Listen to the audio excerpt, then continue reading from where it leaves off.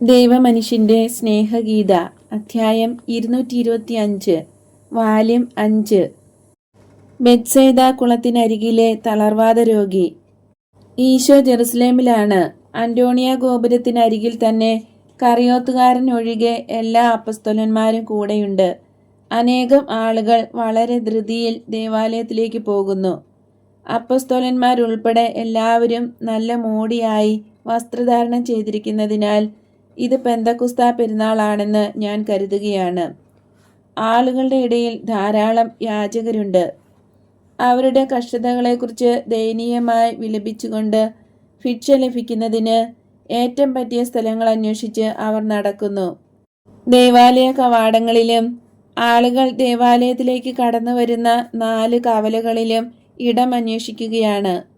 ഈശോ കടന്നു പോകുന്ന വഴി തങ്ങളുടെ കഥകൾ വിവരിച്ച് പറയുന്നവർക്ക് ഭിക്ഷ കൊടുക്കുന്നു. ഈശോ ദേവാലയത്തിൽ നേരത്തെ പോയിരുന്നു. കാരണം അപ്പസ്തോലന്മാരുടെ സംഭാഷണം അത് വെളിവാക്കുന്നുണ്ട്. ഗമാലിയേലിൻ്റെ ശിഷ്യരിൽ ഒരുവനായ സ്റ്റീഫൻ ഈശോയെ ചൂണ്ടിക്കാണിച്ചു കൊടുത്തെങ്കിലും ഗമാലിയേൽ കാണാത്ത ഭാവം നടിച്ചു എന്നാണ് അവർ പറയുന്നത്. ബർത്തലോമ്യ കൂട്ടുകാരോട് ഇങ്ങനെ ചോദിക്കുന്നതും ഞാൻ കേൾക്കുന്നു. അറവുശാലയിലേക്ക് ഒരു ഗണം മുട്ടാടുകളുണ്ട് എന്ന് ആ നിയമജ്ഞൻ പറഞ്ഞതിൻ്റെ അർത്ഥം എന്താണ്? അവൻ്റെ സ്വന്തം കച്ചവടക്കാരും വല്ലതുമായിരിക്കും, തോമസ് പറയുന്നു. അല്ല, അവൻ നമ്മെ ചൂണ്ടിക്കൊണ്ടാണത് പറഞ്ഞത്. ഞാൻ ശരിക്കും കണ്ടു. എങ്ങനെയായാലും അവൻ പറഞ്ഞ അടുത്ത വാചകം അത് തെളിയിക്കുന്നു. നിന്നയോടെ അവൻ പറഞ്ഞത് ഇങ്ങനെയാണ്: അധികം താമസിയാതെ ആട്ടിൻകുട്ടിയും കത്രിക്കപ്പെട്ട് വധിക്കപ്പെടും. അതെ, ഞാനും അത് കേട്ടു, ആൻഡ്രൂ ഉറപ്പിച്ചു പറയുന്നു. തീർച്ചയായും ഞാൻ പോയി ആ നിയമജ്ഞൻ്റെ കൂട്ടുകാരനോട് ചോദിക്കും. അയാൾക്ക് സൈമണിൻ്റെ മകൻ യൂദാസിനെ കുറിച്ച് വല്ല അറിവുമുണ്ടോ എന്ന്. അവനൊന്നും അറിഞ്ഞുകൂടാ. ഇപ്രാവശ്യം യൂദാസ് ഇവിടെയില്ല. കാരണം നേരായിട്ടും അവന് രോഗമാണ്. അത് ഞങ്ങൾക്ക് തീർച്ചയായും അറിയാം. ഒരുപക്ഷെ യാത്രയിൽ അവന് വളരെയധികം ക്ലേശം അനുഭവപ്പെട്ടായിരിക്കും. നമ്മൾക്ക് കുറെ കൂടെ കട്ടിയുണ്ട്. അവൻ ഇവിടെ സുഖമായി ജീവിച്ചു തഴങ്ങിയവനാണ്. അതിനാൽ പെട്ടെന്ന് ക്ഷീണിതനാകും.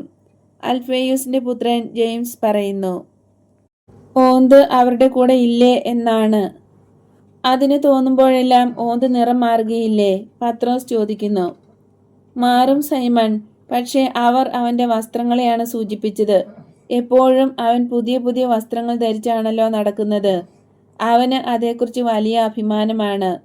അവന് ചെങ്കുപ്പായമാ. നമ്മൾ ക്ഷണിക്കണം അവരെ രമ്യതയിലാക്കാൻ, തീഷ്ണൻ അഭിപ്രായപ്പെടുന്നു. അത് സത്യമാണ്, പക്ഷേ എന്തൊരു വിചിത്രമായ പദപ്രയോഗം, പത്രോസ് അനുമാനിക്കുകയാണ്. അവസാനമില്ലാത്ത ഭീഷണി പ്രയോഗം, സബദിപുത്രൻ ജെയിംസ് പറയുന്നു. നമ്മളെ അവർ ഭയപ്പെടുത്തുന്നുണ്ട് എന്ന് നമുക്കറിയാം. എന്നാൽ അതില്ലാത്തിടത്തും ഭയം നമ്മൾ കാണുന്നു എന്നതിലാണ് തകരാറ്. യൂദാസ് തദേവസ് പറയുകയാണ്. കുറ്റമില്ലാത്തിടത്ത് കുറ്റവും നമ്മൾ കണ്ടുപിടിക്കുന്നു, തോമസിന്റെ അഭിപ്രായം. തീർച്ചയായും മറ്റുള്ളവരെ സംശയിക്കുന്നത് സുഖമുള്ള കാര്യമല്ല. യൂദാസിന് ഇപ്പോൾ എങ്ങനെ ഇരിക്കുന്നോ ആവോ? അതേസമയം ആ പറുദീസായും അതിലെ മാലാഖമാരും അവൻ ആവോളം അവ ആസ്വദിക്കുന്നുണ്ടാവും. ആ സന്തോഷമെല്ലാം അനുഭവിക്കാൻ അവസരമുണ്ടാകുന്നതിന് എനിക്ക് ഒരു രോഗം വന്നെങ്കിൽ എന്ന് ഞാൻ ചിന്തിക്കുകയാണ്. പത്രോസ് അഭിപ്രായപ്പെടുന്നു. അവൻ താമസം കൂടാതെ സുഖം പ്രാപിക്കുമെന്ന് കരുതാം. വേനലിങ്ങടുത്തു, നമ്മുടെ യാത്ര വേഗം അവസാനിപ്പിക്കണം, ബർത്തലോമ്യോ കൂട്ടിച്ചേർക്കുന്നു. ഓ, അവന് നല്ല ശുശ്രൂഷ കിട്ടുന്നുണ്ട്. നമ്മൾ പോന്നപ്പോൾ അവന് ശക്തിയായ പനിയായിരുന്നു.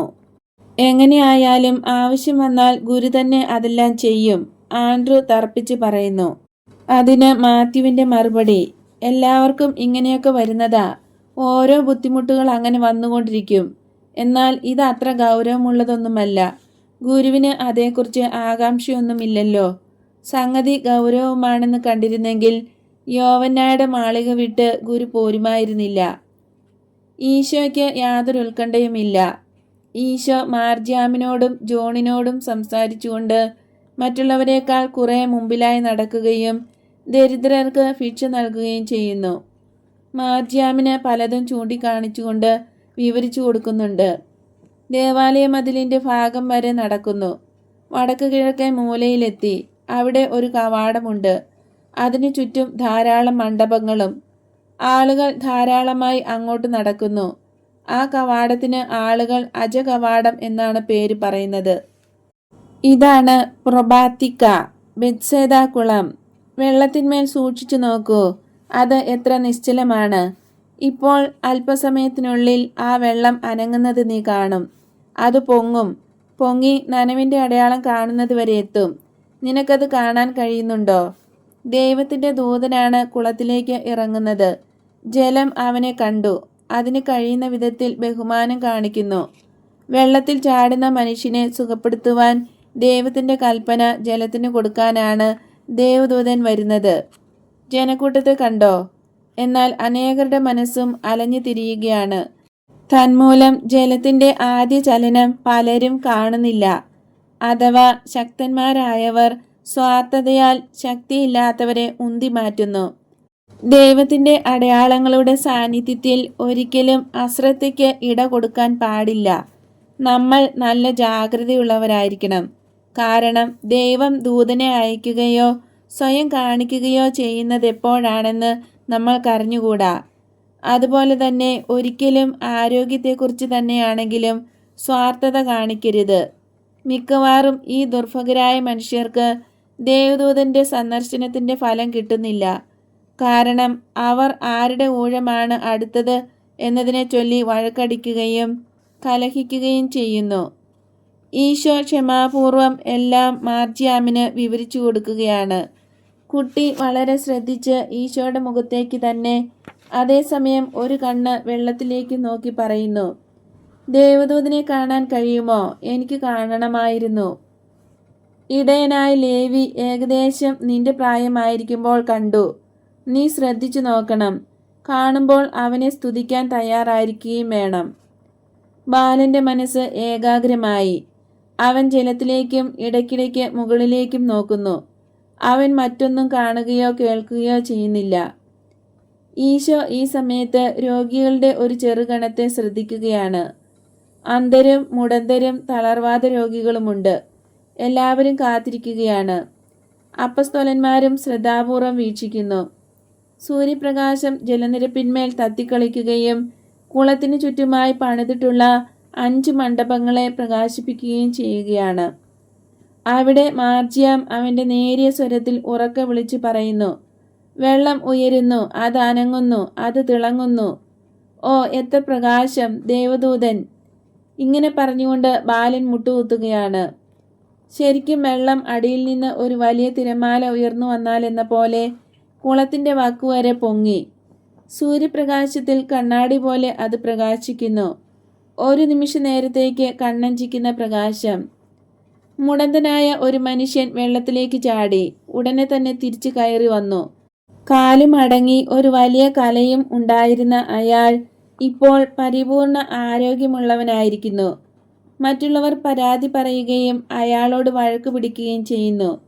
അവർ വാദിക്കുന്നത് ആ മനുഷ്യന് ജോലി ചെയ്യാൻ കഴിവുണ്ടായിരുന്നെന്നും അവർക്ക് അതിനുള്ള ആരോഗ്യമില്ലാതിരിക്കെ അയാൾ ചാടിയത് തെറ്റാണെന്നുമാണ്. അവർ വാഗ്വാദം തുടരുന്നു. ഈശോ ഒരു വശത്തേക്ക് തിരിഞ്ഞപ്പോൾ ഒരു തളർവാദ രോഗി അവൻ ചെറിയ കിടക്കയിൽ കിടന്ന് കരയുന്നത് കാണുന്നു. ഉടനെ അയാളുടെ അടുത്ത് ചെന്ന് അയാളെ തലോടിക്കൊണ്ട് ചോദിക്കുന്നു, നീ എന്തിനാണ് കരയുന്നത്? ഗുരുവേ, ആരും എന്നെക്കുറിച്ച് ചിന്തിക്കുന്നില്ല. ഞാൻ എപ്പോഴും ഇവിടെ തന്നെ താമസിക്കുകയാണ്. ഞാൻ ഈ കിടന്ന കിടപ്പിൽ 38 വർഷം കഴിഞ്ഞു. എൻ്റെ സമ്പാദ്യമെല്ലാം തീർന്നു. എൻ്റെ ബന്ധുക്കളെല്ലാം മരിച്ചുപോയി. അകന്ന ഒരു ബന്ധുവുമുണ്ട്. അവന് ഞാനൊരു ഭാരമായി തീർന്നിരിക്കുകയാണ്. അവൻ എന്നെ രാവിലെ എടുത്ത് ഇവിടെ കൊണ്ട് കിടത്തും. സന്ധ്യയ്ക്ക് വന്ന് എടുത്ത് തിരിച്ചു കൊണ്ടുപോകും. ഓ, ഞാൻ എന്തൊരു ഭാരമായി തീർന്നിരിക്കുന്നു. കഷ്ടം! മരിച്ചെങ്കിൽ എന്ന് ഞാൻ ആഗ്രഹിക്കുകയാണിപ്പോൾ. ദുഃഖിക്കേണ്ട. നിനക്ക് എത്ര വലിയ ക്ഷമയും വിശ്വാസവുമാണ് ഉണ്ടായിരുന്നത്. ദൈവം നിന്റെ പ്രാർത്ഥന ശ്രവിക്കും. ഞാൻ അതുതന്നെ പ്രത്യാശിക്കുന്നു. എന്നാൽ ചില അവസരങ്ങളിൽ കടുത്ത നിരാശ തോന്നുന്നു. നീ നല്ലവനാണ്. എന്നാൽ മറ്റുള്ളവർ, സുഖം പ്രാപിച്ചവർ ദൈവത്തിന് നന്ദി പറഞ്ഞുകൊണ്ട് ഇവിടെ താമസിച്ച് രോഗികളായ അവരുടെ സാധു സഹോദരങ്ങളെ സഹായിക്കാൻ ഉദ്യമിച്ചിരുന്നെങ്കിൽ എന്ന് ഞാൻ ആശിക്കുന്നു. അവർ അത് ചെയ്യേണ്ടതാണ്. സത്യത്തിൽ അവരോട് വിഷമമൊന്നും വിചാരിക്കേണ്ട. അവർ അതേക്കുറിച്ച് ചിന്തിക്കുന്നില്ല. അവർ ദുർമനസ്സുള്ളവരല്ല. സുഖം പ്രാപിച്ചതിൻ്റെ സന്തോഷം കൊണ്ടാണ് അവർ സ്വാർത്ഥതക്കാരായി തീരുന്നത്. അവരോട് ക്ഷമിക്കണം. നീ ദയവുള്ളവനാണ്. നീ അവരെ പോലെ ചെയ്യുകയില്ല. വെള്ളം അനങ്ങുമ്പോൾ കയ്യിൽ ബലം കൊടുത്ത് നിരങ്ങി വെള്ളത്തിലിറങ്ങാൻ ഞാൻ ശ്രമിക്കുന്നു. എന്നാൽ എന്നേക്കാൾ മുമ്പേ ആരെങ്കിലും വെള്ളത്തിൽ ചാടും. കുളത്തിൻ്റെ വക്കിൽ പോയി കിടക്കാൻ പറ്റുകയില്ല. കാരണം അവർ എൻ്റെ മേൽ ചവിട്ടിക്കടക്കും.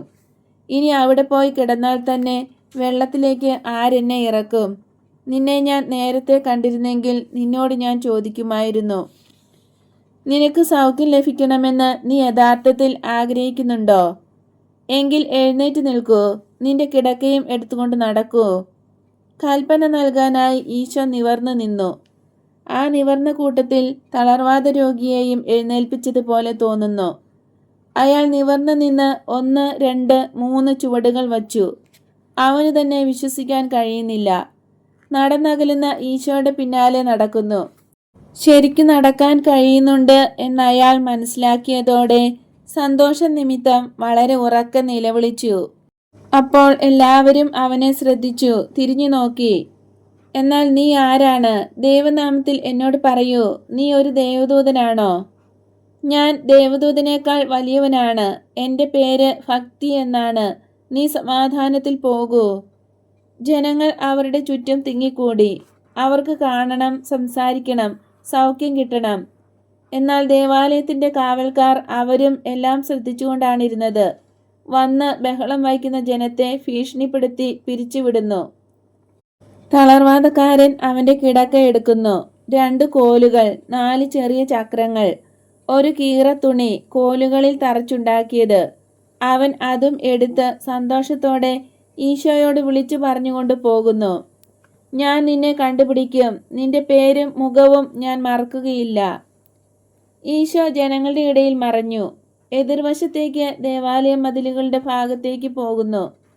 എന്നാൽ അവസാനത്തെ പൂമുഖം കടക്കുന്നതിന് മുമ്പ് ഒരു പറ്റം യൂതന്മാർ ഒപ്പമെത്തി. വിദ്വേഷത്തിൻ്റെ കൊടുങ്കാറ്റിൽപ്പെട്ട ഒരു പറ്റം നികൃഷ്ടന്മാർ ഈശോയെ നിന്ദിക്കാനാണെത്തിയത്. അവർ നോക്കുന്നുണ്ട്, അന്വേഷിക്കുന്നുണ്ട്, ആൾക്കാരുടെ എല്ലാം മുഖം പരിശോധിക്കുന്നുണ്ട്. എന്നാൽ ആരാണ് ഈശോ എന്ന് ഒരു പിടിയും കിട്ടിയില്ല. നിരാശരായ അവർ ദേവാലയ കാവൽക്കാരോട് ചോദിച്ചു. മനസ്സിലാക്കിയ വിവരം വച്ച് ആ സാധു മനുഷ്യൻ്റെ മേൽ ചാടി വീണ് അവനെ കുറ്റപ്പെടുത്തി. നീ എന്തുകൊണ്ടാണ് നിന്റെ കിടക്ക ചുമന്നുകൊണ്ട് പോകുന്നത്? ഇന്ന് സാബത്താണ്. ഈ പ്രവൃത്തി അനുവദിച്ചിട്ടുള്ളതല്ല. സുഖം പ്രാപിച്ച മനുഷ്യൻ അവരെ നോക്കി പറയുന്നു, എനിക്കൊന്നും അറിഞ്ഞുകൂടാ. ഇത്രയും എനിക്കറിയാം. എന്നെ സുഖപ്പെടുത്തിയ ആൾ എന്നോട് പറഞ്ഞു, നിന്റെ കിടക്കയും എടുത്ത് നടക്കുക എന്ന്. ഇത് മാത്രമേ എനിക്കറിയാവൂ. സാബത്ത് ലംഘിക്കാൻ തന്നോട് ആജ്ഞാപിച്ചതിനാൽ അവൻ ഒരു പിശാചായിരിക്കണം. അവനെ കണ്ടാൽ എങ്ങനെയിരിക്കും? അവൻ ആരാണ്? യൂദയാക്കാരനാണോ? അതോ ഗലീലയനാണോ? അതോ പുതുതായി യഹൂദമതം സ്വീകരിച്ചവനോ? എനിക്കറിഞ്ഞുകൂടാ. അവൻ ഇവിടെ വന്നു. ഞാൻ കരയുന്നത് കണ്ടു. അവൻ എന്നോട് സംസാരിക്കുകയും എന്നെ സുഖപ്പെടുത്തുകയും ചെയ്തു. ഒരു ബാലൻ്റെ കയ്യിൽ പിടിച്ചുകൊണ്ടാണ് അവൻ നടന്നു പോയതും. ആ കുട്ടി അവൻ്റെ പുത്രനാണെന്ന് ഞാൻ വിചാരിക്കുന്നു. കാരണം അത്രയും പ്രായമുള്ള കുട്ടിയുടെ പിതാവാകാനുള്ള വയസ്സ് അവനുണ്ട്. ഒരു ബാലനോ? എന്നാൽ അത് അവനല്ല. അവൻ പേരെന്താണെന്ന് പറഞ്ഞില്ലേ? നീ അത് ചോദിച്ചില്ലേ? നുണ പറയരുത്. അവൻ പറഞ്ഞു, അവൻ്റെ പേര് ഭക്തി എന്നാണെന്ന്. നീ ഒരു മടയനാണ്. അതൊരു പേരല്ല. ആ മനുഷ്യൻ അയാളുടെ ഉരങ്ങൾ ഉയർത്തി ഒന്നും പറയാൻ നിൽക്കാതെ നടന്നകലുന്നു. മറ്റുള്ളവർ പറയുന്നു, തീർച്ചയായും അതവനായിരുന്നു. നിയമജ്ഞരായ അനനിയായും സക്കേവോസും അവനെ കണ്ടതാണ്. പക്ഷേ അവന് മക്കളില്ലല്ലോ. എന്നാലും അതവൻ തന്നെയാണ്. അവൻ ശിഷ്യരുടെ കൂടെ ആയിരുന്നു. യൂദാസ് ഉണ്ടായിരുന്നില്ല. അവനെയാണ് നമുക്ക് നന്നായി അറിയാവുന്നത്. മറ്റുള്ളവർ ആരെങ്കിലുമൊക്കെ ആയിരിക്കാം. അല്ല, അവൻ തന്നെയായിരുന്നു. അവർ അങ്ങനെ തർക്കം തുടരുകയാണ്. ഇതിനിടയിൽ മണ്ഡപങ്ങളെല്ലാം വീണ്ടും രോഗികളെ കൊണ്ട് നിറഞ്ഞു. ഈ സമയത്ത് ഈശോ ദേവാലയത്തിന്റെ പടിഞ്ഞാറ് വശത്തുകൂടെ ഉള്ളിൽ കടന്നു. പട്ടണത്തിന് അഭിമുഖമായിട്ടുള്ളതും ഈ വശമാണ്. അപ്പസ്തോലന്മാർ ഈശോയെ അനുഗമിക്കുന്നുണ്ട്. ഈശോ ചുറ്റും തിരയുന്നു. അവസാനം അന്വേഷിച്ചയാളെ കണ്ടു. ജോനാഥനും ഈശോയെ അന്വേഷിച്ച് നടക്കുകയായിരുന്നു.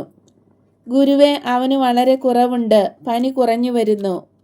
അമ്മ പറഞ്ഞയച്ചിരിക്കുന്നത് അടുത്ത സാബത്തിന് ഇങ്ങ് വരാൻ കഴിയുമെന്നാണ്. ജോനാഥന് നന്ദി, നീ കൃത്യസമയത്ത് വന്നു. അത്ര കൃത്യത പാലിക്കാൻ കഴിഞ്ഞില്ല. ലാസറസിന്റെ നടത്തുകാരൻ മാക്സിമിനുസ് എന്നെ അല്പം താമസിപ്പിച്ചു. അയാൾ നിന്നെ അന്വേഷിക്കുകയാണ്. നിന്നെ അന്വേഷിച്ച് സോളമന്റെ മണ്ഡപത്തിലേക്ക് പോയിരിക്കുന്നു. ഞാൻ പോയി അയാളെ കണ്ടുപിടിച്ചുകൊള്ളാം. സമാധാനം നിന്നോടുകൂടെ. അമ്മയ്ക്കും എൻ്റെ ശിഷ്യകളായ സ്ത്രീകൾക്കും യൂദാസിനും എൻ്റെ സമാധാനം നൽകുന്നതായി അറിയിക്കുക. ഈശോ വേഗം സോളമന്റെ മണ്ഡപത്തിലേക്ക് പോയി മാക്സിമിനൂസിനെ കണ്ടുപിടിക്കുന്നു. ഗുരു ഇവിടെ വന്നിട്ടുണ്ടെന്ന് ലാസറസ് കേട്ടു. എന്തോ പ്രധാനപ്പെട്ട കാര്യം പറയാൻ ഗുരുവിനെ കാണണമെന്ന് അവൻ ആഗ്രഹിക്കുന്നു. തീർച്ചയായും ഞാൻ വരും, വേഗം തന്നെ വരും. ഈ ആഴ്ചയിൽ തന്നെ വരുമെന്ന് അറിയിച്ചുകൊള്ളൂ. ഏതാനും വാക്കുകൾ കൂടെ പറഞ്ഞ ശേഷം മാക്സിമിനൂസ് പോകുന്നു. നമുക്ക് ഒന്നുകൂടെ പോയി പ്രാർത്ഥിക്കാം, കാരണം ഇത്രയും ദൂരെ നിന്ന് നമ്മൾ വന്നതല്ലേ. ഇങ്ങനെ പറഞ്ഞുകൊണ്ട് ഈശോ ഹെബ്രായർക്കുള്ള പ്രാർത്ഥനാ സ്ഥലത്തേക്ക് പോകുന്നു. എന്നാൽ ആ സ്ഥലത്തിനടുത്ത് വച്ച് സുഖമാക്കപ്പെട്ട തളർവാദ രോഗിയെ ഈശോ കാണുന്നു.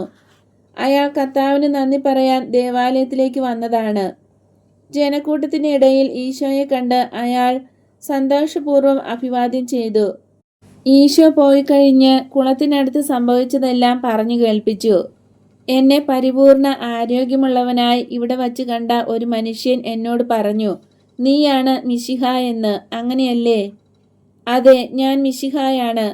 എന്നാൽ ജലം കൊണ്ടോ മറ്റേതെങ്കിലും ശക്തി കൊണ്ടോ ആണ് നീ സുഖം പ്രാപിച്ചതെങ്കിലും ദൈവത്തോടുള്ള നിന്റെ കടമകൾക്ക് ഒരു വ്യത്യാസവുമില്ല.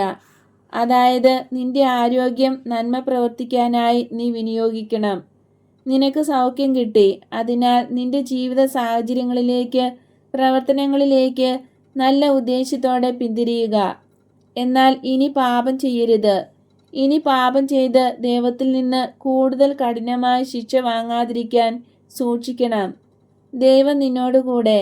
സമാധാനത്തിൽ പോകുക. എനിക്ക് വളരെ പ്രായമായി. എനിക്കൊന്നും അറിഞ്ഞുകൂടാ. എന്നാൽ നിന്നെ അനുഗമിക്കുവാനും നിനക്ക് ശുശ്രൂഷ ചെയ്യുവാനും ഞാൻ ആഗ്രഹിക്കുന്നു. നിനക്ക് എന്നെക്കൊണ്ട് ആവശ്യമുണ്ടോ? ഞാൻ ഒരുത്തരെയും നിരസിക്കുന്നില്ല. എന്നാൽ വരുന്നതിന് മുമ്പ് ഒന്നുകൂടെ ആലോചിക്കുക. എന്നിട്ട് തീരുമാനിക്കുന്നെങ്കിൽ വരൂ. എങ്ങോട്ട്? എനിക്ക് അറിഞ്ഞുകൂടല്ലോ. നീ എങ്ങോട്ടാണ് പോകുന്നതെന്ന്. ഞാൻ പലയിടത്തും ചുറ്റി സഞ്ചരിക്കുകയാണ്. എൻ്റെ ശിഷ്യർ എല്ലായിടത്തുമുണ്ട്. അവർ നിന്നെ എൻ്റെ പക്കലേക്ക് കൂട്ടിക്കൊണ്ടുവരും. ഏറ്റവും നന്നായത് ചെയ്യാൻ കർത്താവ് നിന്നെ പ്രകാശിപ്പിക്കട്ടെ. ഈശോ പ്രാർത്ഥനാ സ്ഥലത്തേക്ക് പോയി പ്രാർത്ഥിക്കുന്നു. സുഖം പ്രാപിച്ച മനുഷ്യൻ സ്വമേധയാ യൂദയാക്കാരുടെ പക്കലേക്ക് ചെന്നതാണോ, അവർ അവനെ തടഞ്ഞു നിർത്തി സംസാരിക്കുന്നതാണോ എന്നറിഞ്ഞുകൂടാ. അയാൾ യൂദയാക്കാരോടും സംസാരിച്ചു. അവനോട് നേരത്തെ സംസാരിച്ചയാൾ ഈശോയാണെന്നവർ അന്വേഷിച്ചു മനസ്സിലാക്കി. സുഖം പ്രാപിച്ച ആ മനുഷ്യൻ കടന്നുപോയി. ഈശോയ്ക്ക് ദേവാലയത്തിൽ നിന്ന് പുറത്തേക്കിറങ്ങാനുള്ള വഴിയിൽ യൂദയാക്കാർ കാത്തുനിന്നു. ഈശോ വന്നപ്പോൾ അഭിവാദ്യം ചെയ്യാതെ ചോദ്യം ചെയ്യുകയാണ്. അനേകം പ്രാവശ്യം ഞങ്ങൾ നിന്നെ ശാസിച്ചെങ്കിലും നീ ഇപ്പോഴും സാബത്ത് ലംഘനം തുടരുകയാണല്ലോ. എന്നിട്ട് ദൈവത്തിൻ്റെ സന്ദേശവാഹകനായി ബഹുമാനിക്കപ്പെടണമെന്ന് നീ പ്രത്യാശിക്കുകയും ചെയ്യുന്നുണ്ട് അല്ലേ? സന്ദേശവാഹകനോ? അതിനേക്കാൾ വലിയവൻ, ദൈവത്തിൻ്റെ പുത്രൻ. കാരണം ദൈവം എൻ്റെ പിതാവാണ്. ബഹുമാനിക്കാൻ നിങ്ങൾക്കിഷ്ടമില്ലെങ്കിൽ നിങ്ങൾ ബഹുമാനിക്കേണ്ട. എന്നാൽ അക്കാരണത്താൽ എൻ്റെ ദൗത്യ നിർവഹണത്തിൽ നിന്ന് ഞാൻ പിന്മാറുകയില്ല. ദൈവം ഒരു നിമിഷത്തേക്ക് പോലും പ്രവർത്തിക്കാതിരിക്കുന്നില്ല. ഇപ്പോഴും എൻ്റെ പിതാവ് പ്രവർത്തന നിരതനാണ്. ഞാനും പ്രവർത്തിക്കുന്നു. കാരണം ഒരു നല്ല പുത്രൻ അവൻ്റെ പിതാവ് ചെയ്യുന്നത് തന്നെ ചെയ്യുന്നു. ഞാൻ ലോകത്തിലേക്ക് വന്നതും പ്രവർത്തിക്കാനാണ്. ഈ വാദപ്രതിവാദം കേൾക്കാൻ ജനങ്ങൾ ചുറ്റും തടിച്ചുകൂടി. അവരുടെ ഇടയിൽ ഈശോയെ പരിചയമുള്ളവരും ഈശോയിൽ നിന്ന് സഹായം സ്വീകരിച്ചവരും ഈശോയെ ആദ്യമായി കാണുന്നവരുമുണ്ട്. ചിലർ ഈശോയെ സ്നേഹിക്കുന്നു, ചിലർ വെറുക്കുന്നു. അധികം ആളുകൾക്കും എന്തു ചെയ്യണമെന്നറിഞ്ഞുകൂടാ. അപ്പസ്തോലന്മാരെല്ലാവരും ഈശോയുടെ ചുറ്റും ചേർന്ന് ഒരു സംഘമായിട്ട് നിൽക്കുന്നു. മാർജിയാമിന് ആകെ പേടി, കരയാൻ പോകുന്ന പോലെയായി. നിയമജ്ഞരും പ്രീശരും സദുക്കായരും ചേർന്ന യൂദയാക്കാരുടെ ഗണം അവർക്ക് ഇടർച്ചയായി പോയെന്ന് അത്യുച്ചത്തിൽ വിളിച്ചു പറയുകയാണ്. നിനക്കെങ്ങനെ ധൈര്യം കിട്ടുന്നു ഇതെല്ലാം ചെയ്യാൻ? ഓ, അവൻ പറയുന്നത് അവൻ ദൈവത്തിൻ്റെ പുത്രനാണെന്നാ. എന്തൊരു ദൈവദൂഷണം! ആയിരിക്കുന്നവൻ ആരോ അവനാണ് ദൈവം. ദൈവത്തിന് മക്കളില്ല. ഗമാലിയേലിനെ വിളിക്കൂ, സാദോക്കിന് ആളയക്കൂ, റബിമാരെയെല്ലാം വിളിച്ചു കൂട്ടുക. അവർ ഇവൻ പറയുന്നതിന് ഉചിതമായ മറുപടി കൊടുത്ത് പരാജയപ്പെടുത്തട്ടെ. നിങ്ങൾ ആവേശം കൊള്ളാതിരിക്കൂ, അവരെ വിളിക്കൂ. അവർ അറിവുള്ളവരാണെന്ന് പറയുന്നത് ശരിയാണെങ്കിൽ അവർ പറയും ദൈവം ഏകത്വവും ത്രിത്വവുമാണെന്ന്, അതായത് പിതാവും പുത്രനും പരിശുദ്ധാരൂപിയും. വചനം, അതായത് ചിന്തയുടെ പുത്രൻ, പ്രവചനങ്ങൾക്കനുസൃതമായി ഇസ്രായേലിനെയും ലോകത്തെയും പാപത്തിൽ നിന്ന് രക്ഷിക്കാൻ വന്നു. ആ വചനം ഞാനാകുന്നു. മുൻകൂട്ടി അറിയിക്കപ്പെട്ടിരിക്കുന്ന മിശിഹ ഞാനാണ്. അതിനാൽ ഞാൻ ദൈവം എൻ്റെ പിതാവാണെന്ന് പറയുകയാണെങ്കിൽ അതിൽ ദൈവദൂഷണമൊന്നുമില്ല. നിങ്ങൾ ശോഭിക്കുന്നത് ഞാൻ ആകർഷിക്കുകയും അവരെ ബോധ്യപ്പെടുത്തുകയും ചെയ്യുന്നതുകൊണ്ടാണ്. ഞാൻ അതിശക്തി കാണിക്കുന്നതുകൊണ്ട് എന്നിൽ സാത്താൻ പ്രവർത്തിക്കുന്നു എന്ന് നിങ്ങൾ ആരോപിക്കുന്നു. എന്നാൽ ബേൽസെബൂബ് അനേക നൂറ്റാണ്ടുകളായി ലോകത്തിലുണ്ട്, അവന് ആരാധകരുമുണ്ട്. എന്നാൽ ഞാൻ ചെയ്യുന്നത് എന്തുകൊണ്ടാണ് അവർ ചെയ്യാത്തത്? ജനങ്ങൾ അടക്കം പറയുന്നു, ഇത് ശരിയാണ്, വളരെ ശരിയാണ്. ഇവൻ ചെയ്യുന്നത് പോലെ വേറെ ആരും ചെയ്യുന്നില്ല. ഈശോ തുടരുന്നു, ഞാൻ നിങ്ങളോട് പറയാം, അവൻ അറിഞ്ഞുകൂടാത്തത് എനിക്കറിയാം. അവന് ചെയ്യാൻ സാധിക്കാത്തതും എനിക്ക് ചെയ്യാൻ സാധിക്കും. ഞാൻ ദൈവത്തിൻ്റെ പ്രവൃത്തികൾ ചെയ്യുന്നെങ്കിൽ അതിൻ്റെ കാരണം ഞാൻ ദൈവത്തിൻ്റെ പുത്രനാണ് എന്നുള്ളതാകുന്നു. മറ്റുള്ളവർ ചെയ്യുന്നതായി കാണുന്നത് മാത്രമേ ഒരുവന് സ്വയം ചെയ്യാൻ കഴിയൂ. പുത്രനായ എനിക്ക് പിതാവ് ചെയ്യുന്നതായി കാണുന്ന കാര്യങ്ങൾ മാത്രമേ ചെയ്യാൻ കഴിയുകയുള്ളൂ. കാരണം ഞാൻ എക്കാലവും അവനോടൊന്നായിരിക്കുന്നു. സ്വഭാവത്തിലും ശക്തിയിലും ഞാൻ അവനെപ്പോലെ ആയിരിക്കുന്നു. പിതാവ് ചെയ്യുന്നതെല്ലാം ഞാനും ചെയ്യുന്നു, കാരണം ഞാൻ അവൻ്റെ പുത്രനാണ്. ബേൽസബൂബിനോ മറ്റാർക്കെങ്കിലുമോ ഞാൻ ചെയ്യുന്നതൊന്നും ചെയ്യാൻ കഴിയുകയില്ല. കാരണം ബേൽസബൂബിനും മറ്റുള്ളവർക്കും എനിക്കറിയാവുന്ന കാര്യങ്ങൾ അറിഞ്ഞുകൂടാ. പിതാവ് തൻ്റെ പുത്രനെ അതിധാരാളമായി സ്നേഹിക്കുന്നു. പിതാവ് ചെയ്യുന്നതെല്ലാം ഇപ്പോൾ ചെയ്യുന്നതുമെല്ലാം എന്നെ കാണിച്ചു കൊണ്ടിരിക്കുന്നു. കാരണം ഈ ഭൂമിയിൽ കൃപാവരത്തിൻ്റെ ഈ സമയത്ത് അവൻ സ്വർഗത്തിൽ ചെയ്യുന്നതെല്ലാം ഭൂമിയിൽ സമയം ആവിർഭവിക്കുന്നതിന് മുൻപ് തന്നെ ചെയ്തിരുന്നതെല്ലാം ഞാൻ ചെയ്തു കൊള്ളട്ടെ എന്ന് അവൻ നിശ്ചയിച്ചിരിക്കുന്നു. ഇനിയും വലിയ വലിയ കാര്യങ്ങൾ അവൻ എനിക്ക് കാണിച്ചു തന്നുകൊണ്ടിരിക്കും. അത് ഭൂമിയിൽ ഞാൻ വലിയ കാര്യങ്ങൾ ചെയ്യുന്നതിനും നിങ്ങൾ വിസ്മയിക്കുന്നതിനുമായിട്ടാണ്. അവൻ്റെ ചിന്തയുടെ ആഴം കണ്ടെത്താൻ ആർക്കും കഴിവില്ല. ഞാൻ അവനെ അനുകരിക്കുന്നു. പിതാവ് ചിന്തിക്കുകയും ആ ചിന്തയിൽ ആഗ്രഹിക്കുകയും ചെയ്യുന്നതെല്ലാം ഞാൻ നിർവഹിക്കുന്നതിൻ്റെ രഹസ്യം അളക്കാനും ഒരുത്തർക്കും കഴിവില്ല. അറുതിയില്ലാത്ത വിധം സൃഷ്ടിക്കുന്ന സ്നേഹം എന്തെന്ന് നിങ്ങൾ ഇനിയും മനസ്സിലാക്കിയിട്ടില്ല. ഞങ്ങൾ സ്നേഹമാണ്. ഞങ്ങൾക്ക് പരിധി നിർണയിക്കുന്നതായി ഒന്നുമില്ല. മനുഷ്യൻ്റെ ത്രിവിധ അവസ്ഥകളിൽ മനുഷ്യന് നൽകാൻ പാടില്ലാത്തതായ നന്മകളൊന്നുമില്ല. അധമവും ശ്രേഷ്ഠവും അരൂപിയുടേതുമായ അവസ്ഥകളിൽ നൽകാൻ കഴിയാത്ത നന്മകളൊന്നുമില്ല. യഥാർത്ഥത്തിൽ പിതാവ് മരിച്ചവരെ ഉയർപ്പിച്ച് അവർക്ക് ജീവൻ നൽകുന്നു. അതുപോലെ തന്നെ പുത്രനായ എനിക്ക് ഇഷ്ടമുള്ളവർക്കെല്ലാം ജീവൻ നൽകാൻ കഴിയും.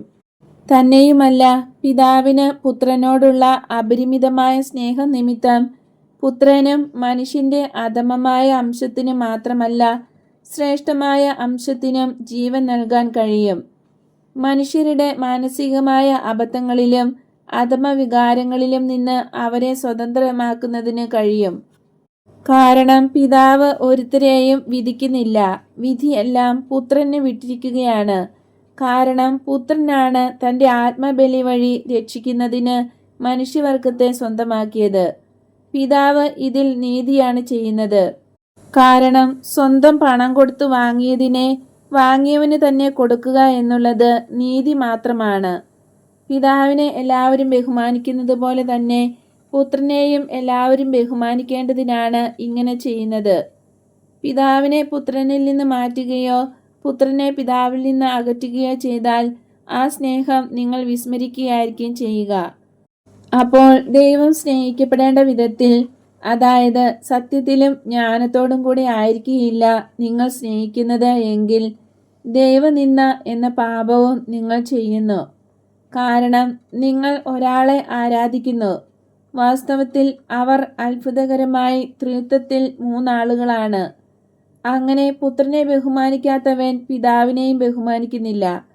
കാരണം പിതാവായ ദൈവം ത്രിത്വത്തിലെ മൂന്നാളുകളിൽ ഒരാൾ മാത്രം ആരാധിക്കപ്പെടണമെന്നല്ല ആഗ്രഹിക്കുന്നത്. നേരെ മറിച്ച് അവർ എല്ലാവരും ഒന്നായി ആരാധിക്കപ്പെടണമെന്നാണ് ആഗ്രഹിക്കുന്നത്. പുത്രനെ ബഹുമാനിക്കാത്തവൻ പിതാവിനെയും ബഹുമാനിക്കുന്നില്ല. കാരണം പിതാവാണ് പരിപൂർണ സ്നേഹത്തിൻ്റെ ചിന്തയിൽ നിന്ന് പുത്രനെ അയച്ചിരിക്കുന്നത്. പുത്രനെ ബഹുമാനിക്കാത്തവർ ദൈവത്തിന് നീതിയായ പ്രവൃത്തികൾ ചെയ്യാനുള്ള കഴിവിനെ നിരാകരിക്കുന്നു. ഞാൻ ഗൗരവമായി നിങ്ങളോട് പറയുന്നു, എൻ്റെ വചനം ശ്രവിക്കുകയും എന്നെ അയച്ചവനിൽ വിശ്വസിക്കുകയും ചെയ്യുന്നവന് നിത്യമായ ജീവിതമുണ്ട്. അവൻ ശിക്ഷാവിധിയിൽ ഉൾപ്പെടുകയില്ല, പിന്നെയോ മരണത്തിൽ നിന്ന് ജീവനിലേക്ക് കടക്കും. കാരണം ദൈവത്തിൽ വിശ്വസിക്കുകയും എൻ്റെ വാക്ക് സ്വീകരിക്കുകയും ചെയ്യുക വഴി മരണമില്ലാത്ത ജീവൻ തന്നിലേക്ക് തന്നെ പ്രവേശിക്കുകയാണ്. ആ മണിക്കൂർ വരാറായിരിക്കുന്നു. അല്ല, അനേകർക്ക് അത് വന്നു കഴിഞ്ഞു. മരിച്ചവർ ദൈവപുത്രൻ്റെ സ്വരം കേൾക്കുകയും ഹൃദയത്തിൻ്റെ ആഴങ്ങളിൽ പ്രകാശം വീശുന്ന ആ ശബ്ദം കേൾക്കുകയും അങ്ങനെ ജീവിക്കുകയും ചെയ്യുന്ന സമയം. നിയമജ്ഞ, നീ എന്ത് പറയുന്നു? ഞാൻ പറയുന്നു, മരിച്ചവർക്ക് ഒന്നും കേൾക്കാൻ കഴിവില്ലെന്നും നിനക്ക് ഭ്രാന്താണെന്നും. അങ്ങനെയല്ല എന്ന് സ്വർഗത്തിൽ നിന്ന് നിനക്ക് മനസ്സിലാക്കി തരും. നിന്റെ അറിവ് ദൈവത്തിൻ്റെ അറിവിനോട് താരതമ്യപ്പെടുത്തുമ്പോൾ ഒന്നുമല്ലെന്ന് നിനക്ക് മനസ്സിലാകും. സ്വഭാവാതീത കാര്യങ്ങളെ നിങ്ങൾ കേവലം മാനുഷികമായി അധപതിപ്പിക്കുന്നു. അതിനാൽ വാക്കുകൾക്ക് പ്രത്യക്ഷമായ ഭൗമികമായ അർത്ഥം മാത്രമേ കൽപ്പിക്കുന്നുള്ളൂ. നിങ്ങൾ ഹഗദ പഠിപ്പിക്കുന്നത് അങ്ങനെയാണ്. നിങ്ങൾ കുറേ ചട്ടങ്ങളുണ്ടാക്കി ആ ചട്ടക്കൂട്ടിൽ ഒതുക്കിയാണ് അത് പഠിപ്പിക്കുന്നതും. രൂപകാർത്ഥത്തിൽ പറഞ്ഞിട്ടുള്ള കാര്യങ്ങളുടെ യഥാർത്ഥത്തിലുള്ള അർത്ഥം മനസ്സിലാക്കാൻ നിങ്ങൾ ശ്രമിക്കുന്നതേയില്ല. എന്നിട്ടിപ്പോൾ മാനുഷികമായ ചിന്താഗതിയിൽ കാര്യമായ അർത്ഥം കാണാതെ മടുത്ത മനസ്സ് നിങ്ങളുടെ അരൂപിയെ ഞെരിച്ചു കളയുകയും നിങ്ങൾ പഠിപ്പിക്കുന്ന കാര്യങ്ങൾ നിങ്ങൾ തന്നെ വിശ്വസിക്കാത്ത സ്ഥിതിയിലേക്ക് വന്നെത്തിയിരിക്കുന്നു. അതിനാലാണ് അന്ധകാര ശക്തികളോട് യുദ്ധം ചെയ്യാൻ നിങ്ങൾക്കിപ്പോൾ കഴിയാത്തതും. ഞാൻ പറയുന്ന മരണം ശരീരത്തിൻ്റെ മരണമല്ല, ആത്മാവിൻ്റെ മരണമാണ്. ആളുകൾ എൻ്റെ പക്കലേക്ക് വരും. അവർ എൻ്റെ വാക്കുകൾ അവരുടെ ചെവി കൊണ്ട് കേൾക്കുകയും അവരുടെ ഹൃദയം കൊണ്ട് സ്വീകരിക്കുകയും ജീവിതത്തിൽ പ്രായോഗികമാക്കുകയും ചെയ്യും. അവരുടെ അരൂപി മൃതമായിരിക്കുമെങ്കിലും അവർക്ക് ജീവൻ അവരുടെ ഉള്ളിലേക്കും ഞാൻ പ്രവേശിപ്പിക്കും. എനിക്കിഷ്ടമുള്ളവർക്കെല്ലാം ആ ജീവൻ കൊടുക്കാൻ എനിക്ക് കഴിയും. കാരണം പരിപൂർണ ജീവൻ എന്നിലുണ്ട്. പിതാവിന് പരിപൂർണ ജീവനുള്ളതുപോലെ പുത്രനും അവനിൽ തന്നെ പിതാവിൽ നിന്നുള്ള ജീവനുണ്ട്. അത് പരിപൂർണവും നിത്യവും അളവില്ലാത്തതുമാണ്, മറ്റുള്ളവരിലേക്ക് പകരാവുന്നതുമാണ്. ജീവനോടൊപ്പം വിധിക്കാനുള്ള അധികാരവും പിതാവ് എനിക്ക് നൽകിയിരിക്കുന്നു. കാരണം പിതാവിൻ്റെ പുത്രൻ മനുഷ്യപുത്രനുമാണ്. അതിനാൽ മനുഷ്യനെ വിധിക്കാൻ അവന് കഴിയും. അവൻ വിധിക്കണം. ഈ ആദ്യ ഉയിർപ്പിനെക്കുറിച്ച് വിസ്മയിക്കേണ്ട. ഇത് എൻ്റെ വാക്ക് നിമിത്തമുള്ള അരൂപിയുടെ ഉയിർപ്പാണ്. ഇതിനേക്കാൾ ശക്തിയേറിയവയും നിങ്ങൾ കാണും. നിങ്ങളുടെ മന്ദത ഭവിച്ച അരൂപിക്ക് അങ്ങനെയായിരിക്കും തോന്നുക. കാരണം ഞാൻ ഗൗരവമായി പറയുന്നു, അദൃശ്യമായ എന്നാൽ യഥാർത്ഥമായ അരൂപിയുടെ ഉയിർപ്പിനേക്കാൾ ശ്രേഷ്ഠമായി ഒന്നുമില്ല. ദൈവപുത്രൻ്റെ സ്വരം കബറിടങ്ങളിലേക്ക് ഇറങ്ങുകയും അതിലുള്ളവർ അത് ശ്രവിക്കുകയും ചെയ്യുന്ന സമയം വേഗം വരും. നന്മ ചെയ്തിട്ടുള്ളവർ നിത്യജീവനിലേക്കുള്ള ഉയിർപ്പിനായി പുറത്തു വരും. തിന്മ പ്രവൃത്തികൾ ചെയ്തിട്ടുള്ളവർ നിത്യമായ ശിക്ഷാവിധിക്കായി ഉയിർക്കും. ഞാൻ തന്നെ അത് ചെയ്യുമെന്ന് ഞാൻ പറയുന്നില്ല. എൻ്റെ സ്വന്തം ഇഷ്ടപ്രകാരമല്ല അത് ചെയ്യുന്നത്. പ്രത്യുത എൻ്റെ മനസ്സിനോട് യോജിച്ചിരിക്കുന്ന പിതാവിൻ്റെ മനസ്സനുസരിച്ചാണ് ഞാൻ ശ്രവിക്കുന്നതനുസരിച്ച് സംസാരിക്കുകയും വിധിക്കുകയും ചെയ്യുന്നു. എൻ്റെ വിധി ശരിയാണ്, കാരണം ഞാൻ എൻ്റെ ഇഷ്ടം നോക്കുന്നില്ല, എന്നെ അയച്ചവൻ്റെ ഹിതമാണ് അന്വേഷിക്കുന്നത്. പിതാവിൽ നിന്ന് ഞാൻ അകന്നല്ല കഴിയുന്നത്. ഞാൻ അവനിലും അവൻ എന്നിലുമാണ്. അവൻ്റെ ചിന്ത എനിക്കറിയാം. അതാണ് ഞാൻ വാക്കിലും പ്രവൃത്തിയിലും പ്രകാശിപ്പിക്കുന്നത്. ഞാൻ എൻ്റെ സ്വന്തമായി സാക്ഷ്യപ്പെടുത്തുന്നതൊന്നും വിശ്വാസമില്ലാത്ത നിങ്ങളുടെ അരൂപിക്ക് സ്വീകാര്യമല്ലാത്തതിൻ്റെ കാരണം നിങ്ങൾ എന്നിൽ നിങ്ങളെപ്പോലുള്ള ഒരു മനുഷ്യനെ മാത്രമേ കാണുന്നുള്ളൂ എന്നതാണ്. എന്നാൽ നിങ്ങൾ ഒരു വലിയ പ്രവാചകനായി ബഹുമാനിക്കുന്നു എന്ന് പറയുന്ന മറ്റൊരുവനുണ്ട്. അവൻ്റെ സാക്ഷ്യം സത്യമാണെന്ന് എനിക്കറിയാം. എങ്കിലും അവനെ നിങ്ങൾ ബഹുമാനിക്കുന്നെന്ന് പറയുന്നതും ശരിയല്ല, കാരണം അവൻ്റെ സാക്ഷ്യം നിങ്ങൾ സ്വീകരിക്കുന്നില്ല. അത് സ്വീകരിക്കാത്തത് എന്നോട് വിദ്വേഷമുള്ള നിങ്ങളുടെ ചിന്താഗതിക്ക് അത് നിരക്കാത്തതുകൊണ്ടാണ്. ഇസ്രായേലിലെ ഒടുവിലത്തെ പ്രവാചകനായ നീതിമാനായ മനുഷ്യൻ്റെ സാക്ഷ്യം നിങ്ങൾ സ്വീകരിക്കുന്നില്ല. കാരണം അയാൾ പറയുന്നതിൽ നിങ്ങൾക്കിഷ്ടപ്പെടാത്ത കാര്യങ്ങൾ വരുമ്പോൾ നിങ്ങൾ പറയുന്നത് അയാൾ ഒരു മനുഷ്യനാണെന്നും അതിനാൽ തെറ്റുവരാൻ പാടുണ്ടെന്നുമാണ്. ജോണിനെ ചോദ്യം ചെയ്യാൻ നിങ്ങൾ ദൂതന്മാരെ അയച്ചു. നിങ്ങൾ എന്നെക്കുറിച്ച് ചിന്തിക്കാൻ ആഗ്രഹിക്കുന്നതും പ്രതീക്ഷിക്കുന്നതുമായിരിക്കും ജോൺ പറയുന്നതെന്ന് നിങ്ങൾ വിചാരിച്ചു. എന്നാൽ ജോൺ സത്യത്തിന് സാക്ഷ്യം വഹിച്ചു. അത് സ്വീകരിക്കാൻ നിങ്ങൾക്ക് കഴിഞ്ഞില്ല. കാരണം പ്രവാചകർ പറയുന്നത് നസ്രത്തിലെ ഈശോ ദൈവത്തിൻ്റെ പുത്രനാണെന്നാകുന്നു. ജനങ്ങളെ നിങ്ങൾക്ക് ഭയമായതുകൊണ്ട് നിങ്ങൾ ഹൃദയത്തിൽ പറയുന്നത് ക്രിസ്തുവിനെന്ന പോലെ പ്രവാചകനും ഭ്രാന്തുണ്ടെന്നാണ്. ഞാൻ എന്നാൽ മനുഷ്യൻ്റെ, ഇസ്രായേലിലെ ഏറ്റവും വിശുദ്ധിയുള്ള മനുഷ്യൻ്റേതായാലും സാക്ഷ്യത്തിന്മേൽ ആശ്രയിക്കുന്നില്ല.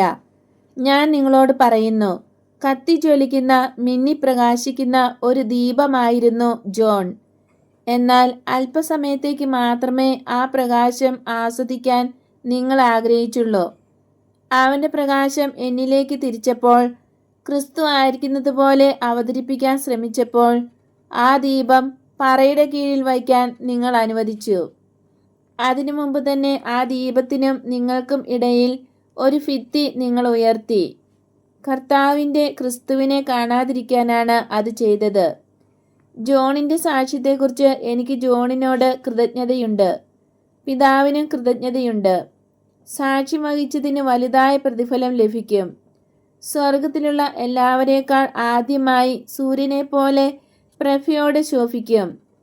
സത്യത്തോട് വിശ്വസ്തരായിരിക്കുകയും ദൈവത്തിനായി വിശക്കുകയും ചെയ്ത എല്ലാവരെയും പോലെയും ജോൺ പ്രശോഭിക്കും.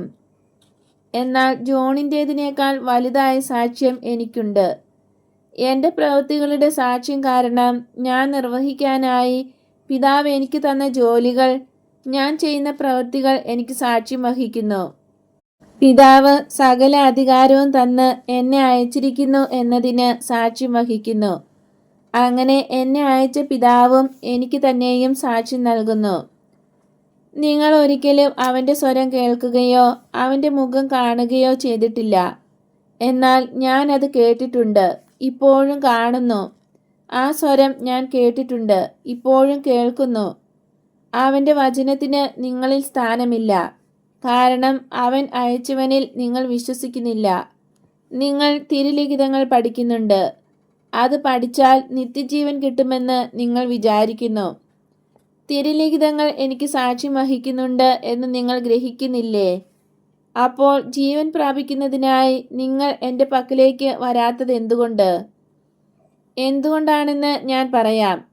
നിങ്ങളുടെ ഉറച്ച അഭിപ്രായങ്ങൾക്ക് വിരുദ്ധമായിട്ടുള്ളതെല്ലാം നിങ്ങൾ നിരാകരിക്കുന്നതുകൊണ്ടാണ്. നിങ്ങൾക്ക് എളിമയില്ല. എനിക്ക് തെറ്റുപറ്റി എന്ന് പറയാനുള്ള കഴിവ് നിങ്ങൾക്കില്ല. അവൻ പറയുന്നത് ശരിയാണ്, അഥവാ ഈ പുസ്തകത്തിൽ പറയുന്നത് ശരിയാണ്. ഞാൻ വിചാരിക്കുന്നത് ശരിയല്ല എന്ന് പറയാൻ നിങ്ങൾക്ക് സാധ്യമല്ല. അതാണ് ജോണിനെക്കുറിച്ചും വിശുദ്ധ ലിഖിതങ്ങളെക്കുറിച്ചും നിങ്ങളോട് സംസാരിച്ചു കൊണ്ടിരിക്കുന്ന എന്നോടും നിങ്ങൾ ഇപ്രകാരം പ്രതികരിക്കുന്നത്. നിങ്ങൾക്ക് കാണാനും ഗ്രഹിക്കാനും കഴിയുന്നില്ല. കാരണം നിങ്ങൾ അഹങ്കാരത്താൽ ആവരണം ചെയ്യപ്പെട്ടിരിക്കുന്നു. നിങ്ങളുടെ തന്നെ ശബ്ദം നിമിത്തം നിങ്ങൾ ബധിരരായിരിക്കുന്നു. നിങ്ങൾ എന്നെ പുകഴ്ത്താൻ വേണ്ടിയാണ് ഇത് ഞാൻ പറയുന്നതെന്ന് നിങ്ങൾ വിചാരിക്കുന്നുണ്ടോ? ഇല്ല, ഞാൻ മനുഷ്യരിൽ നിന്ന് സ്തുതി അന്വേഷിക്കുകയോ സ്വീകരിക്കുകയോ ഇല്ലെന്നുള്ളത് ഓർത്തുകൊള്ളുക. ഞാൻ അന്വേഷിക്കുന്നതും ആവശ്യപ്പെടുന്നതും നിങ്ങളുടെ നിത്യരക്ഷയാണ്. ആ മഹത്വമാണ് ഞാൻ അന്വേഷിക്കുന്നത്. രക്ഷിക്കപ്പെട്ട ആത്മാക്കൾ ഇല്ലെങ്കിൽ രക്ഷകൻ എന്ന നിലയിൽ എനിക്ക് മഹത്വം ഉണ്ടാവുകയില്ല. രക്ഷിക്കപ്പെട്ടവർ എത്ര അധികമോ അതിനനുസരിച്ച് അധികമായ മഹത്വം എനിക്കുണ്ടാകും. രക്ഷിക്കപ്പെട്ട ആത്മാക്കളും ഏറ്റവും പരിശുദ്ധനായ അരൂപിയായിരിക്കുന്ന എൻ്റെ പിതാവുമാണ് ആ മഹത്വം എനിക്ക് നൽകുന്നത്. നിങ്ങൾ എന്താണെന്ന് എനിക്കറിയാം. ദൈവത്തോട് നിങ്ങൾക്ക് സ്നേഹമില്ല. നിങ്ങൾ സ്നേഹമില്ലാത്തവരാണ്. അതിനാലാണ് നിങ്ങളോട് സംസാരിക്കുന്ന സ്നേഹത്തിൻ്റെ പക്കലേക്ക് നിങ്ങൾ വരാത്തത്. അതിനാൽ സ്നേഹത്തിൻ്റെ രാജ്യത്തിൽ നിങ്ങൾ പ്രവേശിക്കുകയുമില്ല. ആ രാജ്യത്തിൽ നിങ്ങൾ അറിയപ്പെടുന്നില്ല. നിങ്ങൾ എന്നെ അറിയാത്തതിനാൽ പിതാവും നിങ്ങളെ അറിയുകയില്ല. പിതാവിലായിരിക്കുന്ന എന്നെ അറിയാൻ നിങ്ങൾ ആഗ്രഹിക്കുന്നില്ല. പിതാവിൻ്റെ നാമത്തിലാണ് ഞാൻ വന്നിരിക്കുന്നത്. എങ്കിലും നിങ്ങൾ എന്നെ സ്വീകരിക്കുന്നില്ല.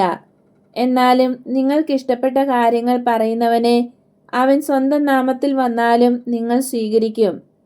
വിശ്വസ്തരായ ആത്മാക്കളാണ് നിങ്ങളെന്ന് നിങ്ങൾ പറയുന്നു. അല്ല, അത് ശരിയല്ല.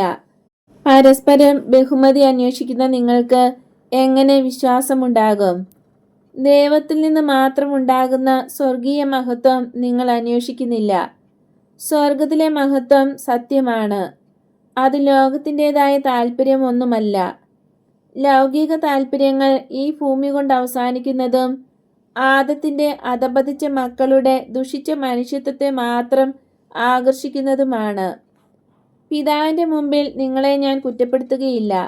അതേക്കുറിച്ച് നിങ്ങൾക്ക് ഉറപ്പു വിചാരിക്കാം. നിങ്ങളെ കുറ്റപ്പെടുത്തുന്ന ഒരാൾ ഇപ്പോൾ തന്നെയുണ്ട്. നിങ്ങൾ പ്രത്യാശ വച്ചിരിക്കുന്ന മോശ. അവനെ വിശ്വസിക്കാത്തതിന് അവൻ നിങ്ങളെ കുറ്റപ്പെടുത്തും. കാരണം അവൻ എന്നെക്കുറിച്ച് എഴുതിയിട്ടുള്ളത് നിങ്ങൾ വിശ്വസിക്കുന്നില്ല. അവൻ എഴുതിയിട്ടുള്ളതനുസരിച്ച് എന്നെ നിങ്ങൾ അംഗീകരിക്കുന്നില്ല. ആരുടെ പേരിൽ നിങ്ങൾ ആണയിടുന്നോ ആ വലിയ പ്രവാചകന്റെ മോശയുടെ വാക്കുകൾ നിങ്ങൾ വിശ്വസിക്കുന്നില്ല.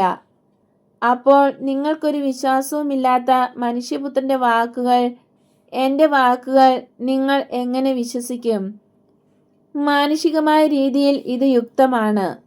എന്നാൽ ഇത് ആധ്യാത്മികമായ മണ്ഡലമാണ്. നിങ്ങളുടെ ആത്മാക്കൾ നശിക്കാൻ സാധ്യതയുള്ള പശ്ചാത്തലം. എൻ്റെ പ്രവൃത്തികളുടെ പ്രകാശത്തിൽ ദൈവം ആത്മാക്കളെ പരിശോധിക്കുന്നു. നിങ്ങളുടെ പ്രവൃത്തികളെ ഞാൻ പഠിപ്പിച്ച കാര്യങ്ങളുമായി താരതമ്യപ്പെടുത്തുന്നു. അതനുസരിച്ച് വിധിക്കുകയും ചെയ്യും. ഞാൻ പോകുന്നു. കുറേ നാളത്തേക്ക് നിങ്ങൾ എന്നെ കാണുകയില്ല. എന്നാൽ അത് നിങ്ങളുടെ ഒരു വിജയമാക്കി കണക്കാക്കരുത്. നേരെ മറിച്ച് അതൊരു ശിക്ഷയാണ്. നമുക്ക് പോകാം. ജനങ്ങളുടെ ഇടയിൽ കൂടെ തള്ളി വഴിയുണ്ടാക്കി ഈശോ പോകുന്നു. ആളുകളിൽ ചിലരെല്ലാം നിശബ്ദരായിരിക്കുന്നു, ചിലരെല്ലാം അംഗീകരിക്കുന്നുണ്ട്. എന്നാൽ ഫരിസേയരെ ഭയന്ന് വളരെ താണ സ്വരത്തിലാണ് അത് പറയുന്നത്. അവരും നടന്നു നീങ്ങുന്നു.